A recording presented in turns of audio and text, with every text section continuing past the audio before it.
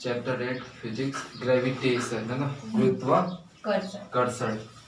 तो पहला सबसे पहले कॉन्सेप्ट समझेंगे इस चैप्टर में। पहला जो टॉपिक है इसका मेन, ग्रेविटेशन का मतलब होता क्या है ना।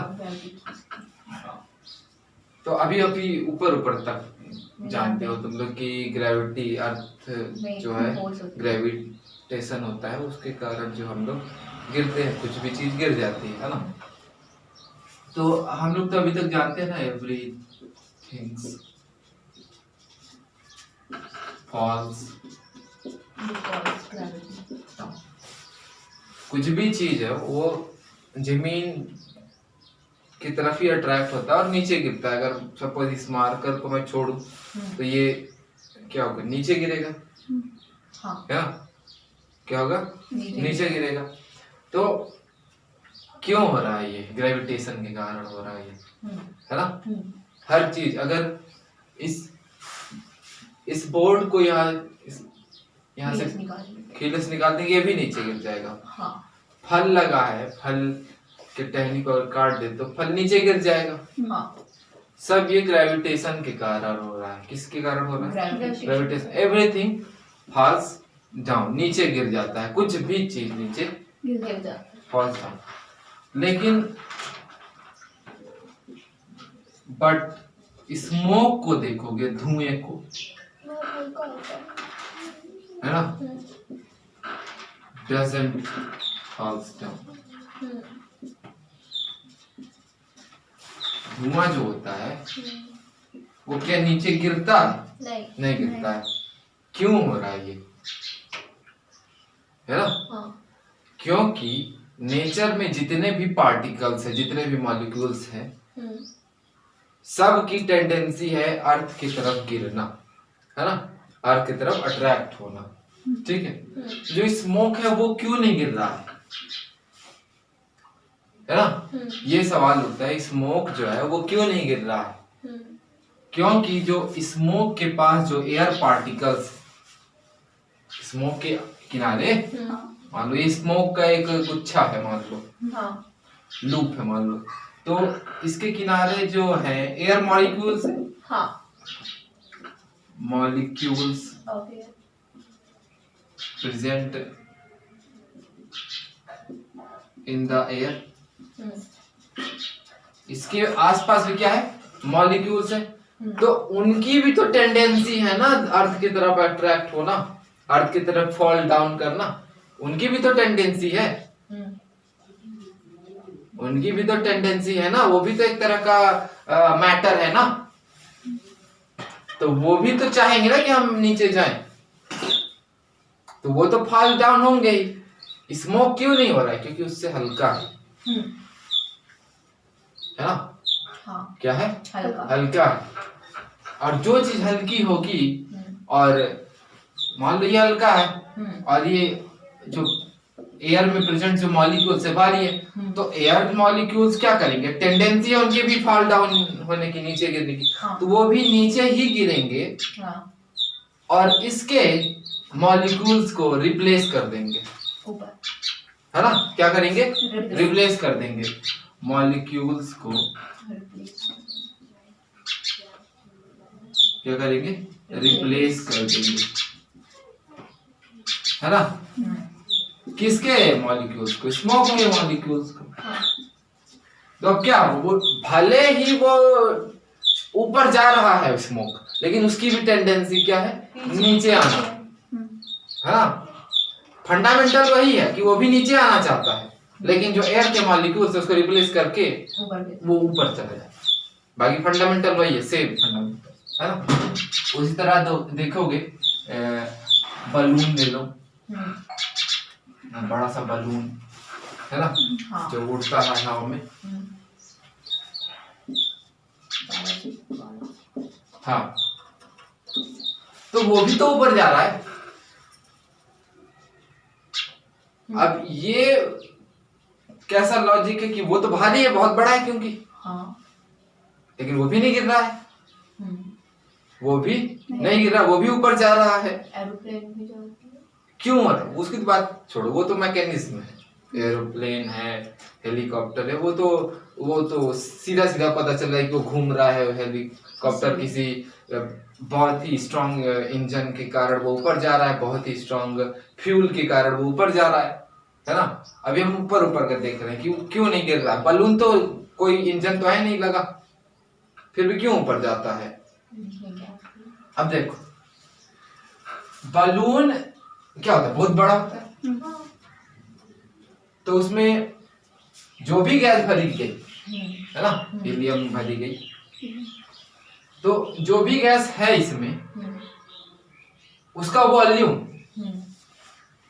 किसका, उस गैस का वॉल्यूम, गैस का वॉल्यूम वो कम होगा, सॉरी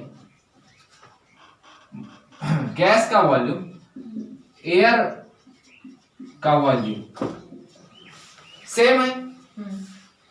क्या है, गैस का वॉल्यूम और एयर का वॉल्यूम सेम होगा, क्योंकि भाई जगह भी उतना ही गिर रहा, उतना ही वॉल्यूम कंसीडर करो। अभी मान लो इतना बड़ा गुब्बारा है तो वो इतना जगह गिरा, एयर भी इतना ही, इतने जगह का एयर, वो जैसे इतना बड़ा बलून है तो इतने जगह का एयर तो उसने एज्यूम कर लिया, ले लिया, तो दोनों का वॉल्यूम लगभग सेम हुआ, ना के बराबर अंतर दोनों का। लेकिन मास डिपेंड कर रहा है यहाँ पे। मास क्या होगा, मास कम होगा गैस का, एयर, हाँ गैस का कम होगा, एयर का थोड़ा सा दिखो, तो एयर के मॉलिक्यूल्स तो नीचे जाने की टेंडेंसी है पहले से, हाँ। वो क्या कर देंगे, इसके मॉलिक्यूल को रिप्लेस करेंगे, तो अब उसकी क्या दिखेगा, वो ऊपर जाएगा। जैसे यहाँ पे सेम लॉजिक यहाँ पे लग रहा है।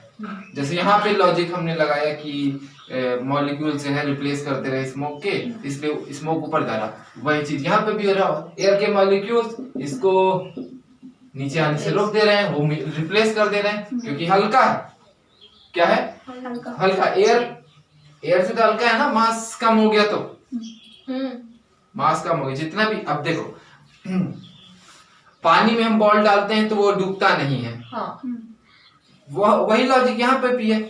पानी में बॉल डालते हैं, नहीं डूबता है, क्योंकि जितना पानी वो बॉल घेर रहा है, जितने वॉल्यूम का, जितना भी वाटर का घेर रहा है, वो कंपैरेटिवली वाटर के कंपैरेटिवली में वो थोड़ा हल्का, इसलिए ऊपर आ जा रहा है ना। यानी जितना पानी वो घेरेगा वो भारी है ज्यादा उस बॉल से, ठीक है। और हम अगर कूदते तो हम डूब जाते हैं, हम पानी से ज्यादा वेट, हाँ ठीक, यही था लॉजिक। अब देखो यहाँ पे देखो,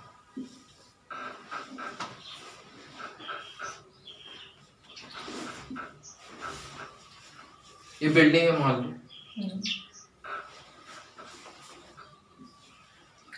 यहाँ से तुम कूदोगे तो नीचे ही गिरोगे, है ना। यहाँ से तुम जब कूदोगे तो नीचे गिरोगे, हाँ। लेकिन एक लॉ है, क्या है, लॉज ऑफ ग्रेविटेशन,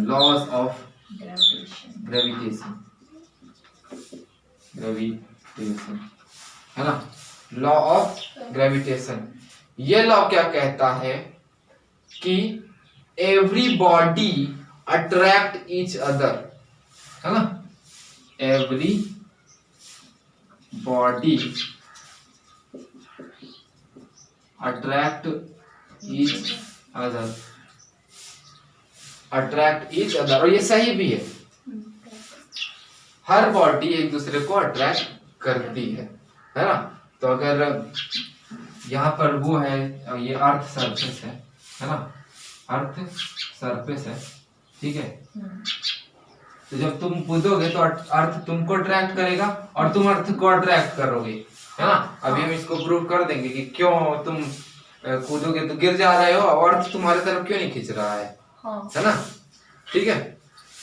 तो लॉज ऑफ ग्रेविटेशन क्या बोलता है, every body attract each other, एक दूसरे को अट्रैक्ट करती है, हर बॉडी एक दूसरे को अट्रैक्ट करती है ना। जैसे मान लो, तो अगर हम इसमें फोर्स ऑफ अट्रैक्शन को निकालें तो F इज इक्वल टू क्या होता है, m a, F is equal to m a. तो लेट से अभी हम निकालते हैं, हमारी बॉडी का वेट है लेट से 75 केजी, है ना, और एक्सेलरेशन ड्यू टू ग्रेविटी हम पूरा भी कंसीडर कर रहे हैं 10 मीटर पर सेकंड स्क्वायर। वैसे क्या होता है 9.8 मीटर पर सेकंड स्क्वायर, अभी 10 कंसीडर करते हैं, तो यहाँ पे कितना है 750 न्यूटन, ठीक, कितना आया 750 न्यूटन। तो इतना फोर्स अभी एज्यूम कर रहे हैं, अभी मोटा है ना, एग्जैक्ट वैल्यू पे नहीं जा रहे हैं, अभी हम कितना फोर्स लगा रहा है अर्थ हम पे 750 न्यूटन। तो इतना फोर्स अर्थ हम पे लगा रहा है, इसलिए हम फॉल डाउन वाले फोर्स ऑफ अट्रैक्शन देख, है ना। लेकिन जब हम कूद रहे हैं तो लॉ ऑफ ग्रेविटेशन क्या कहता है, एवरीबॉडी अट्रैक्ट, तो अर्थ हमारी तरफ क्यों नहीं खींच रहा है, अर्थ हमारी तरफ क्यों नहीं खींच रहा है, क्यों नहीं एक्सेलरेट कर रहा है। हम जंप किए तो हम एक्सेलरेट हुए अर्थ के तरफ, अर्थ को भी तो होना चाहिए, अर्थ को भी होना चाहिए, जबकि लॉ ऑफ ग्रेविटेशन यही ना कह रहा है। तो अगर हम निकाल लें A equal to F upon m यहाँ से करके एक्सेलरेशन, तो ये हमारा है ना, लेट से अर्थ का मास m है और हमारा ये वाला, तो क्या अर्थ का जो मास है हमारे मास से कितना है, बहुत ज्यादा है, बहुत ज्यादा है ना, बहुत ही ज्यादा है। इसको आप कल्पना भी नहीं कर सकते कि कितना हो सकता है ना, इमेजिन भी नहीं कर सकते, आप मेजर भी नहीं कर सकते, ठीक है। तो ये हमारे बॉडी का हुआ, अगर इसमें एक्सेलरेशन हुआ तो लेट से हमारी बॉडी पर 750 न्यूटन का फोर्स लग रहा है और मास है हमारा 70, तो 10 मीटर पर सेकंड स्क्वायर का एक्सेलरेशन हुआ, ठीक है। अब अगर हम अर्थ का निकाले यहाँ से, है ना, तो ये F अपान है ना, तो यहाँ पर देखो मास अगर अर्थ का हम रख दे तो क्या एक्सेलरेशन कितना आएगा, बहुत ही कम। हम ये अर्थ के, हम अर्थ को अट्रैक्ट कर रहे हैं कि नहीं उसका निकाल रहे हैं, अच्छा, हाँ। तो मास बहुत ज्यादा है, तो इसलिए हमको दिखता ही नहीं है कि एक्सेलरेट हुआ, तो वो उसके बारे में बात ही चर्चा ही नहीं की जाती, जबकि ऐसा होता है कि every body attract each other. तो अर्थ का जो फोर्स ऑफ अट्रैक्शन है वो मास अधिक है, इसके कारण बहुत ज्यादा है, बहुत ही ज्यादा, है ना। और जो हम अर्थ को अट्रैक्ट करते हैं तो वो नेग्लिजिबली 0 है, ना के बराबर, है ना, क्या है, ना के बराबर, इसलिए अर्थ में एक्सेलरेशन नहीं दिखता है ना। भले ही लॉज ऑफ ग्रेविटेशन जो है एवरीबॉडी अट्रैक्ट ईच अदर है, लेकिन अर्थ को हम अट्रैक्ट करते हैं अपनी तरफ तो उसमें एक्सेलरेशन ना के बराबर होता है, इसलिए उसकी चर्चा ही नहीं की जाती, है ना। चलो नोट कर लो।